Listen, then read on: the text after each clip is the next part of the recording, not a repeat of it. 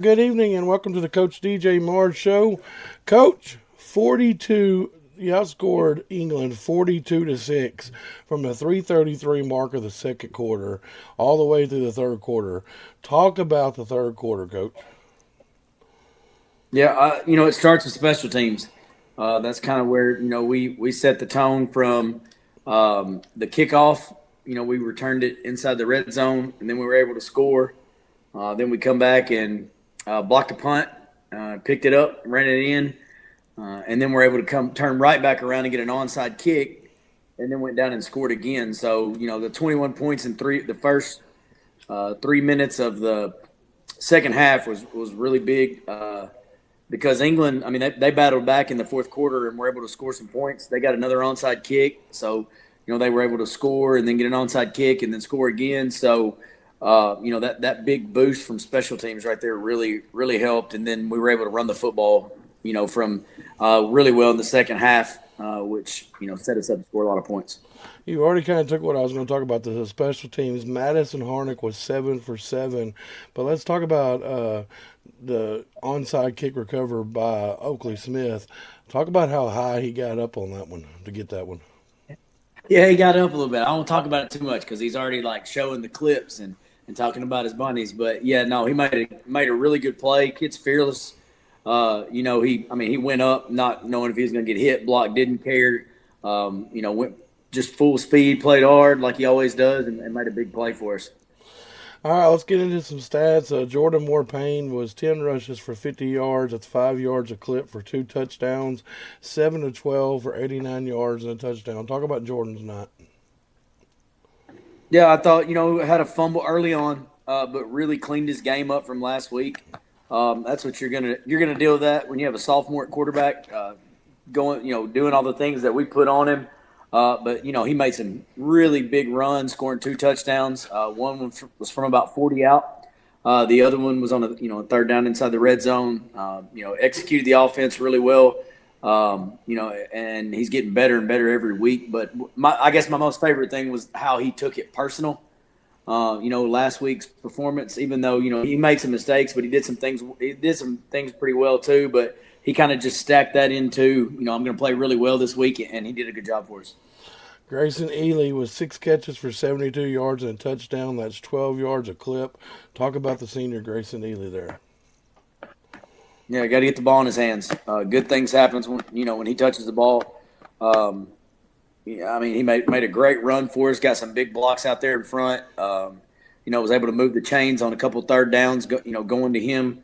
We were running the ball really well there late and trying to take some time off the clock, so we probably didn't get him as many touches.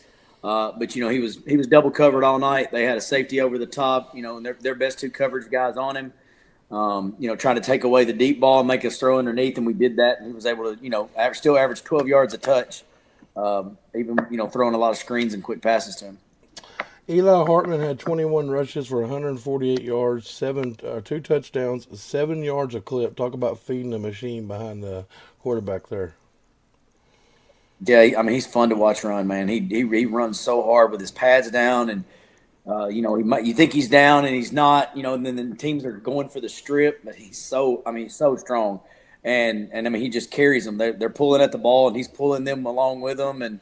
His yards after contact, I don't have the exact number on it, but it's got to be extremely high because, a lot of times our O-line did a great job, and he was 4 or 5 yards downfield before he got touched, but then, he'd make 2 guys miss and then carry guys for 3 or 4 yards. So, having, a guy like him who isn't the flashy running back, he's not going to make the 6 cuts, reverse field. He just wants to put his pads down and run over you. It sure is fun to watch. Our player really fun to coach. Oh, yeah. Our player of the week this week is Bryson Thacker. He had three rushes for 35 yards and a touchdown, 1 catch for 17 yards and a touchdown. But it goes back to the special teams, which you talked about a while ago. He come around the right end and blocked the punt with a scoop and score for 30 yards. Bryson, we have talked about him a few weeks, and it's just like he just keeps showing up on the stat sheet. Yeah, and that's something we talked about in our meetings. Like we've got to get him the ball more. Good things happen when the ball's in his hands, just like with Grayson. Get him the ball quick. Just some simple handoffs, and he's averaging a little over 10 yards a carry. Makes plays on defense. He still had 7 tackles. Doesn't come off the field. He's our punter. He's on every special team. And the good news is he's just a junior. So, he's been one we kind of counted on to maybe take some pressure off of Grayson and be able to threaten some secondaries. And, as we get into that, he's doing that well, but he's also doing a really good job when we hand the ball off to him and on special teams and on defense. So he's playing really good football right now. Well, that leads us right into the next thing, the defense. Here's Kyler Lock with 13 tackles, Keaton Lock with 10 tackles, Ethan Thurman with 8 tackles, Dakota Johnson with 7, Bryson Thacker with 7, and the big interception by Mr. Daniel Cortez. Talk about that, Coach. Yeah, I hate that like I said, it was on a 2-point conversion. Wish it would have been in the open field. He took off with it. I mean, you're a D lineman, you're waiting for that or like a scoop and score, like your whole career for something like that. And, but I mean, Danny playing flat down the line, he's played excellent on both sides for us as well. He's made a lot of plays on defense from, almost getting double teamed every single time. He's made a lot of plays. Talk about that defense only holding on to 10 points in the first half. Wow, the offense was kind of sputtering. Talk about that. Yeah, I thought we played, really well. It takes us about a drive to every game. It seems like to calm down and settle in. And we flew to the ball and tackled well. We forced them to we forced them to bounce it a little bit. And we're able to run it down. Played really well in the secondary. I thought they got some really talented receivers. They did get one on us. That was my fault. I moved Thurman out of the way, gambling on a play, and they were able to get a guy down the middle.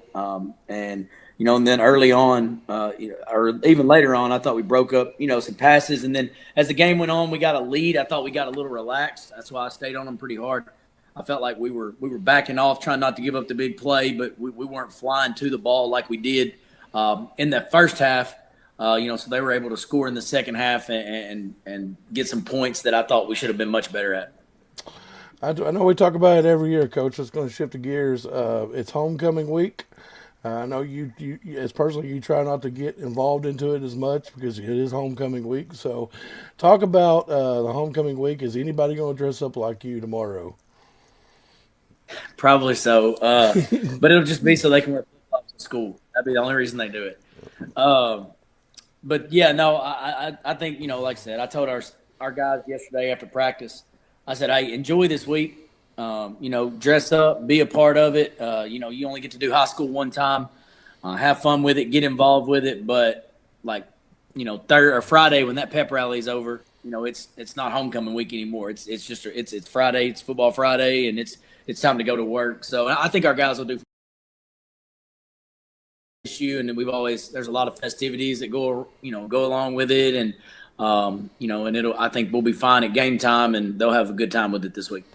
All right, well, let's talk about Yellville Summit. The Panthers coming to town. Yeah, they're much improved. They're 3-2. They coming off a loss to Melbourne. They played Perryville very close the first week of their conference game or their conference season. They a lot of seniors. I think he's got 14 seniors. Most of the backfield. They've kind of been the same guys that we've been playing against for 3 years.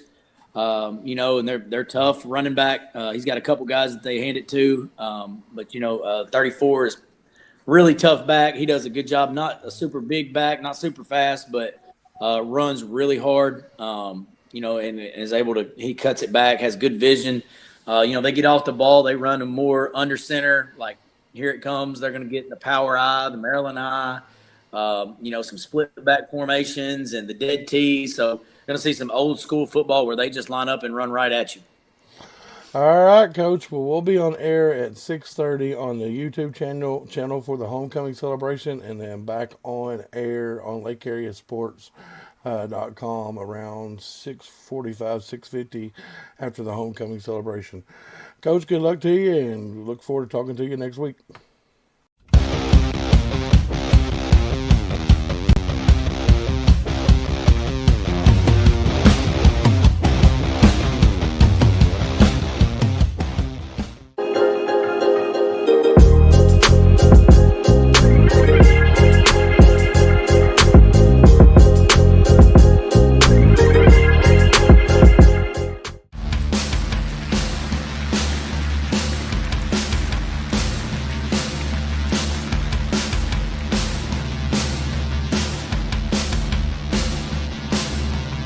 Handoff to Thacker. Thacker's trying to get to the outside. Has.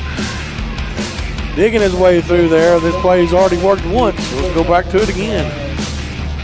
Thacker's in motion. They're going to pitch it to Thacker. Thacker's going to try to get the outside. He's broke one, now two. Still digging. Wow. That's a cutting edge welding and fabrication first down. They're going to force the punt by the Lions. And almost. Oh, they got it. And picked up. Scoop and score. Bryson Thacker. Oh, my goodness. Wasted no time. He got past everybody. Got his hands on that football, knocked it away, picked it right back up, and you might as well finish it off if you're going to do all that. If you're going to block the punt, you might as well pick the football up and take it in for 6, and that's what he does. Bulldogs continue their big run as of late.